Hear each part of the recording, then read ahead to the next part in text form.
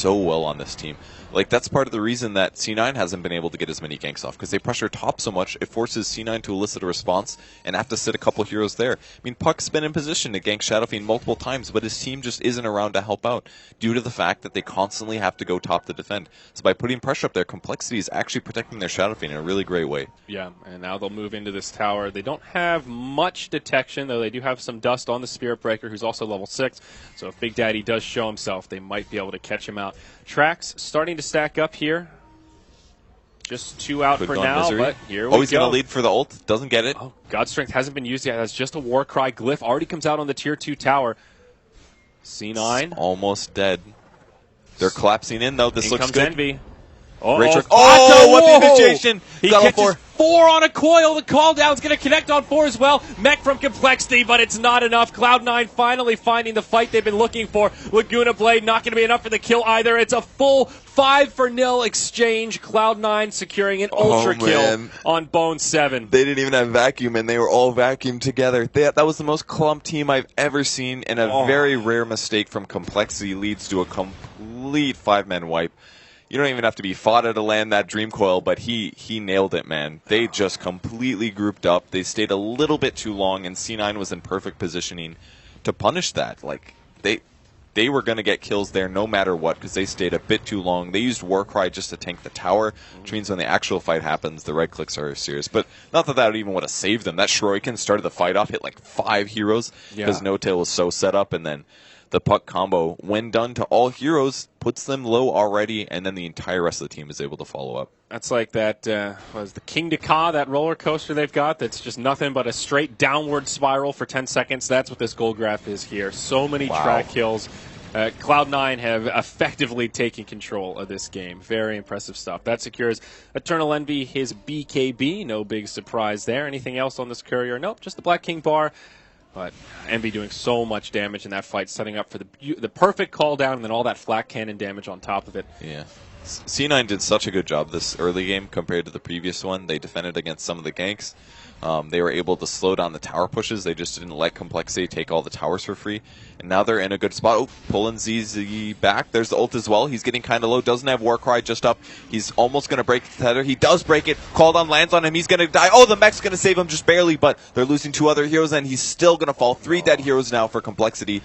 And C9 pushing their advantage. They've got the BKBs, they've got the core items, they've got the initiating heroes, and Complexity is not looking nearly as strong in the team fight. So can they play from behind now? Because they are very clearly behind. That's 8 uncontested kills in a row for C9 now, and they got Trax on top of that. Yeah, C9 just erupting with a fury of momentum here. They'll take out this Tier 2 tower pretty handily, and they may just want to rotate top and finish off this last Tier 1.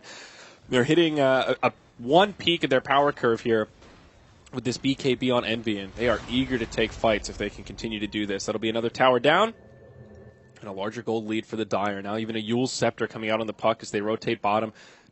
Or, pardon me, never mind. Just Big Daddy. I thought they were TPing to that Tier 1, but just Big Daddy stalking him out. He's got a fast Glimmer Cape, too. Yeah.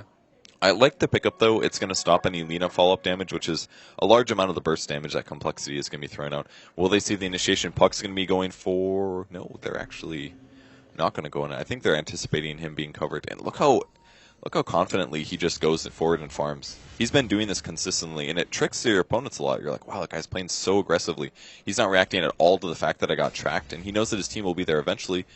And yeah, it doesn't give anything away there. He just keeps farming, and nobody's willing to gank him because he's playing aggressive. He's playing confident.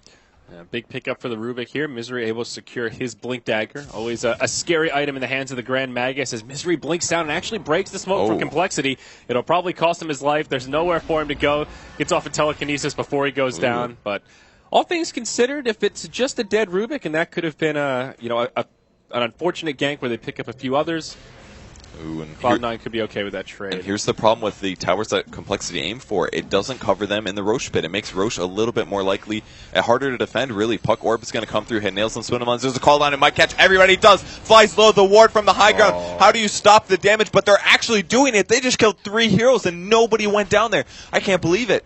It was a great setup from Cloud9, but I don't know what happened. Envy didn't get to use his BKB, and he just got evaporated. Oh, jeez. Well, that's what happened, I guess. There it is. That's very clear. He must have gotten storm-hammered into Lena stun. That's why Lena went low to the Death Ward, because they had to take that opportunity. If you're able to initiate stun a Gyrocopter, you got to go all in there, because if you kill him, that's what happens. The main damage output of C9 is gone, and Complexity coming back in this, all from a free Rubik kill, something that Rubik honestly was unable to expect, not seeing Complexity.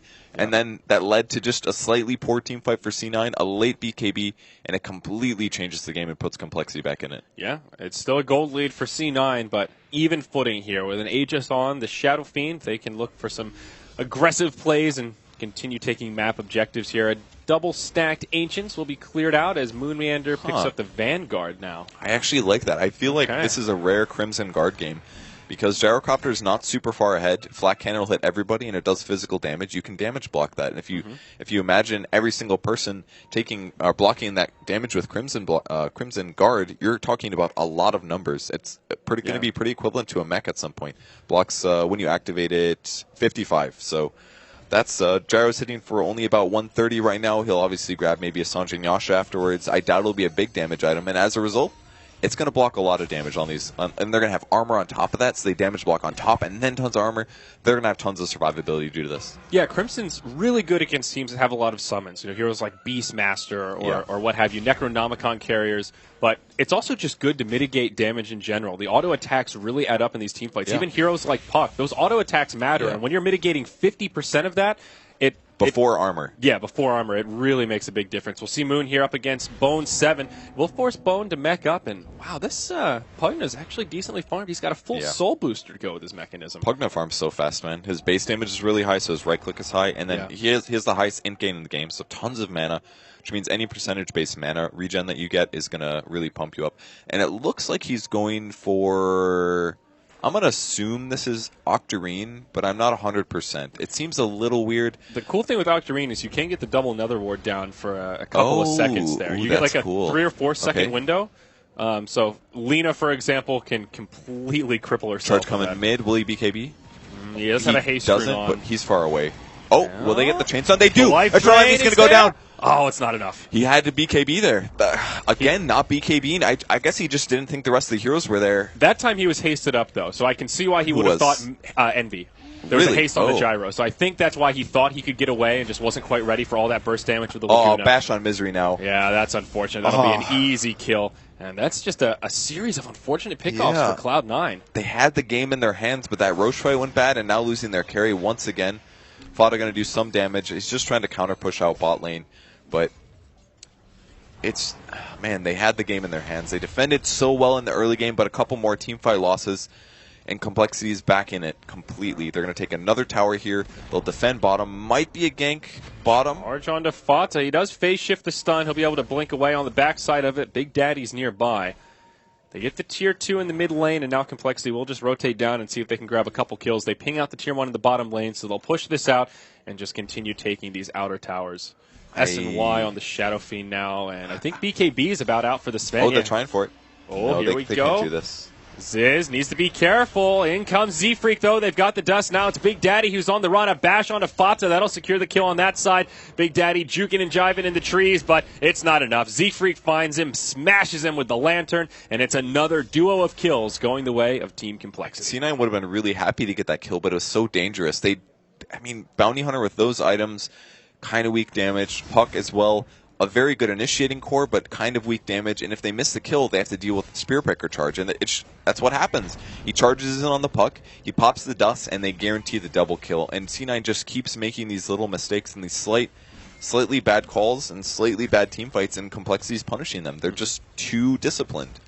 Well, they get the tier 1 tower in the bottom lane. The tier 2 will be glyphed out by C9.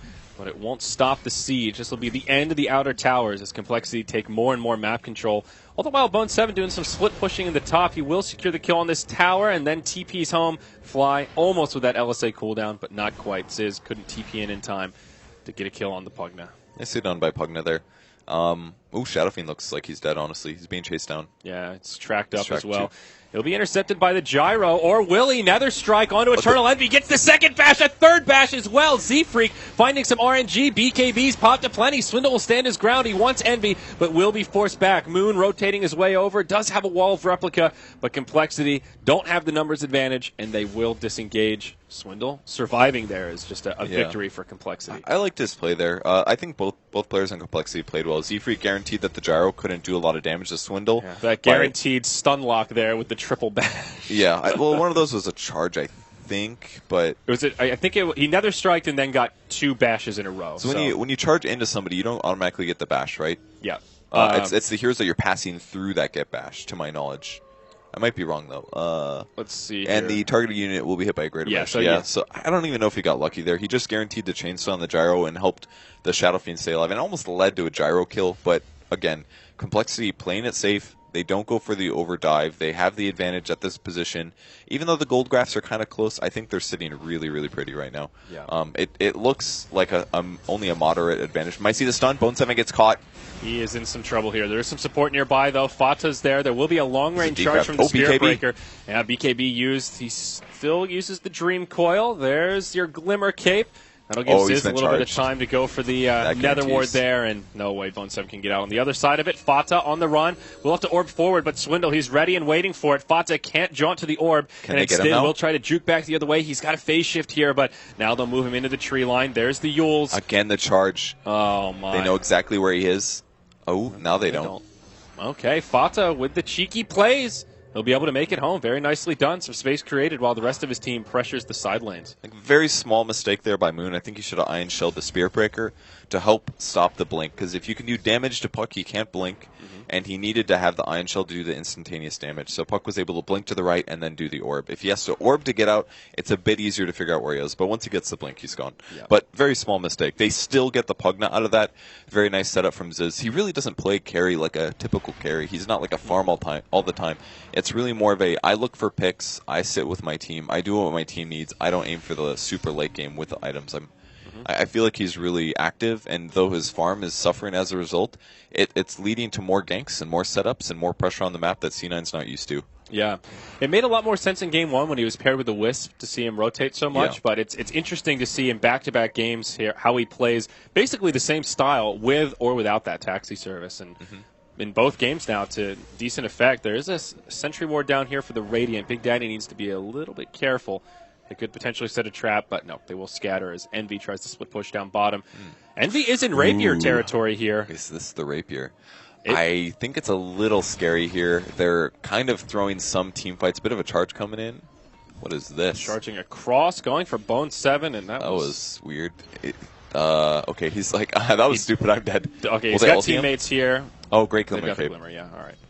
I really like the Glimmer pickup on Moon this game. It was great. That was really bold, though. That was a pretty crazy charge. Envy TPing out down bottom, Swindle with no way to interrupt. He's like, he's farming my jungle, that bastard. Yeah. It is the MKB, though. Okay. So he'll play it safe. I like this. I think he definitely needs a damage item here. Sanjin Yasha would be way too weak. If he goes S and Y, he's just trading items, basically with Shadow Fiend, and Shadow Fiend is ahead of him, so you can't do that. You need a way to kill your opponent. If your carry is ever at a point where he can't do damage to the enemy carry, you've got a problem. So when you're playing carry, you often have to look at your opponent's items and say, okay, he's about to get this. I need this to counter him. Yules to break the track there. Yep. And now we see a charge onto Fata. Ziz on the side, stuns up Misery. Oh, they're running. Freak in potentially some trouble here. Dream Coil is still available. They're trying to decide where to use it. Now Lena in some trouble. Good Glimmer. Glimmer a cape as well. They She makes it out. On the backside, Ziz pops the BKB. He goes charging in. Moon's here as well, looking for a wall vacuum setup, but can't get the positioning. BKB'd Envy, soon to expire. Nether Strike will knock him back. Call down will connect on most of the team, but it doesn't seem to matter. Vacuum into the wall of Replica. Huge Requiem. They will lose the Lena, but they get the gyrocopter they came for. Now Bone 7 on the run. He'll fall as well.